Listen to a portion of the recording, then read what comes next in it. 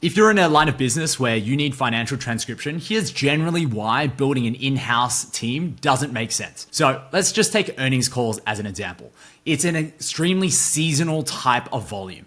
There's every quarter, there are certain weeks, there's certain days where there's a really massive peak. It might be 500 plus hours that you have to do on those days. And then it trickles off almost immediately. So that level of predictability or unpredictability is one of the biggest challenges, right? So if you're building an in-house team, you have to staff up enough editors, enough of an editorial team to actually be able to provide the volume for those peak days. Here's the kicker. You also are wearing that cost to be able to provide the volume of editors on the trough. That is a fixed cost for most businesses because if you just work with contractors, just work with a pool of freelancers, it's really hard to maintain the consistency and quality of editing that you need at scale. Oftentimes, if you're building an in-house team, that becomes a fixed cost that does not even out, that does not make sense. And so the unit economics of actually doing human perfect transcription, which is really key for the finance industry, suddenly goes way up. And so that's the main reason that working with service providers, working with specialized transcription vendors makes a lot of sense because that seasonality is exactly what they specialize in.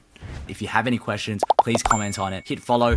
I'll be putting out a lot more of these over the coming weeks and expect to hear from me very, very soon.